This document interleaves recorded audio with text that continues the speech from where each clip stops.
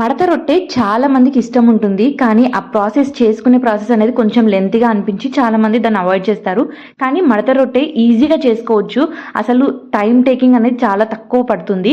కానీ ఆ ప్రాసెస్ తెలియక చాలా మంది లేట్ అవుతుంది అనేసి చాలా మంది అయితే అవాయిడ్ చేస్తారు. డైరెక్ట్గా చపాతీ చేస్తారు. అలా కాకుండా ఈ వీడియోలో నేను సింపుల్గా మడత రొట్టె ఎలా చూపించాను. Welcome back to my channel వంటింట్లో అమృతం. నేను మిస్ నందన. ముందుగా గోధుమ పిండి, నేను ఇక్కడ ఆశీర్వాద్ గోధుమ పిండి అయితే వాడుతున్నాను. ఇక్కడ గోధుమ పిండి ఒక 2 కప్పుల గోధుమ పిండి అయితే తీసుకుంటున్నాను. అయితే పిండి ఎప్పుడైనా ఏ పిండి అయినా వాడేటప్పుడు ఫస్ట్ జల్లడ పట్టుకోవాలి. దానివల్ల మనకు కొంచెం ఉండలు కట్టిన అంటే తేమ ఏదైనా తగిలినా ఉండలు కడుతుంది, లేదంటే పురుగు పడుతుంది కదా. అది కాకుండా కొంచెం రవ్వలాగా వస్తుంది. అలా కాకుండా ఇలా జల్లడ పట్టడం వల్ల మనకు మెత్తటి చపాతీలు అయితే వస్తాయి. అందులో నుంచి కొంచెం పిండి అయితే తీసి పక్కకు పెట్టేసుకున్నాను. ఎందుకంటే మనకి చపాతీ చేసేటప్పుడు ఆ పిండి కావాలి కదా.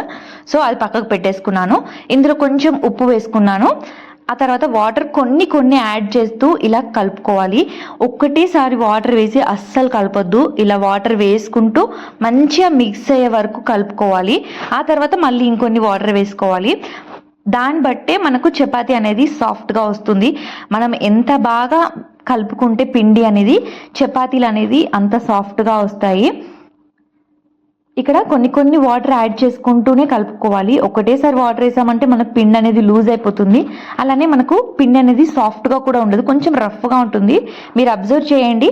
డైరెక్ట్గా మనం వాటర్ వేసి కలిపితే పిండి అనేది అంత సాఫ్ట్గా ఉండదు. ఇలా మిక్స్ చేస్తే చాలా సాఫ్ట్గా ఉంటుంది. ఇలా కొంచెం వాటర్ తడుపుకుంటూ ఇలా మొత్తం కలిపేసుకోవాలి. చూసారా, ఇలా కలిపేసుకున్నాక ఇప్పుడు ఇందులో కొంచెం ఆయిల్ అయితే యాడ్ చేస్తున్నాను. నేను ఎక్కువ ఆయిల్ కూడా యాడ్ చేయట్లేదు. ఇందులో కొంచెం వేసుకొని మళ్ళీ మంచిగా కలిపేసుకోవాలి.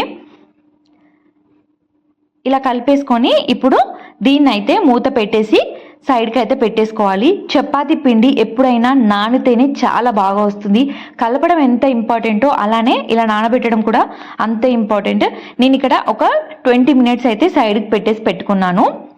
20 మినిట్స్ తర్వాత మనకు పిండి అయితే చాలా సాఫ్ట్గా అయిపోయింది. మళ్ళీ ఒకసారి మంచిగా కలిపేసుకోవాలి. ఇలా మంచిగా కలిపేసుకున్నాక ఇప్పుడు దీన్ని మంచిగా చిన్న బాల్స్ లాగా చేసుకోవాలి. ఇలా బాల్స్ లాగా అయితే ప్రిపేర్ చేసి పక్కకు పెట్టేసుకోవాలి.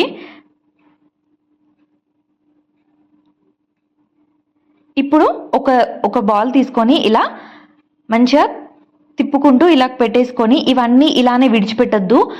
ఒకవేళ మీకు వీలైతే ఒక తడి క్లాత్ వేసి పైన పెట్టండి. నేనేది ఇక్కడ మొత్తం అన్ని ఒక బౌల్లో వేసి ఇట్లా మూత పెడుతున్నాను.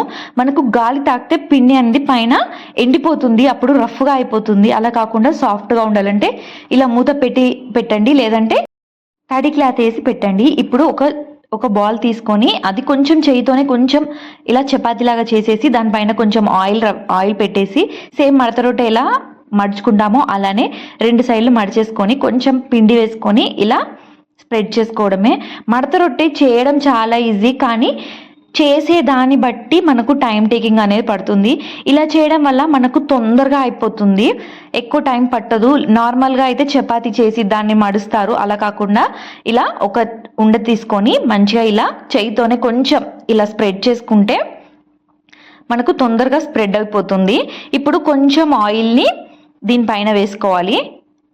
ఇలా స్ప్రెడ్ చేసుకొని అదే ఆయిల్ చేయితోనే ఇలా అంటే మనకు ఇలా ట్రయాంగిల్ షేప్ లాగా ఫోల్డ్ చేసుకోవచ్చు. ఇప్పుడు దీన్ని మంచిగా రోల్ చేసుకోవడమే. అయితే మడత రొట్టె చాలా మందికి ఒక్కొక్క షేప్ వస్తుంది. అలా కాకుండా కార్నర్స్ కరెక్ట్గా పెడితే మనము పర్ఫెక్ట్గా అయితే మనకు చపాతీ అయితే వస్తుంది. ఇప్పుడు స్టవ్ ఆన్ చేసుకొని పెనం అయితే పెట్టుకోవాలి. పెనం బాగా వేడయ్యాక మాత్రమే దానిపైన ఈ రొట్టె అయితే వేసుకోవాలి. ఈ చపాతీ వేసుకున్నాక ఒక్కొక్క సైడ్ 1 నిమిషం మాత్రమే కాల్చుకోవాలి. అప్పుడే బాగా సాఫ్ట్గా ఉంటుంది. ఎక్కువసేపు కాలుస్తే మనకు చపాతీ అనేది గట్టిగా అయిపోతుంది. ఒక సైడ్ కాల్చేసాక మళ్ళీ ఇంకో సైడ్ ఫ్లిప్ చేసేసి దానిపైన ఇప్పుడు ఆయిల్ అనేది నేనైతే ఇక్కడ వేసుకుంటున్నాను. మీకు కావాలంటే కొంచెం నెయ్యి కూడా వేసుకోవచ్చు. ఇంకో 2 నిమిషాలు అలా ఫ్రై చేసుకుంటే మనం మడత రొట్టె అయితే రెడీ అయిపోయింది. ఇది నేనైతే టమాటో కర్రీతోనైతే సర్వ్ చేసుకున్నాను. చాలా బాగుంది అండ్ చాలా సాఫ్ట్గా కూడా ఉంది. చపాతీ అయితే మనకి నెక్స్ట్ డే తిన్నా కూడా అంతే సాఫ్ట్గా ఉంటుంది. మీకు కనుక ఈ వీడియో నచ్చినట్టయితే ప్లీజ్ లైక్ చేయండి, షేర్ చేయండి, సబ్స్క్రైబ్ చేసుకోండి. Thank you for watching.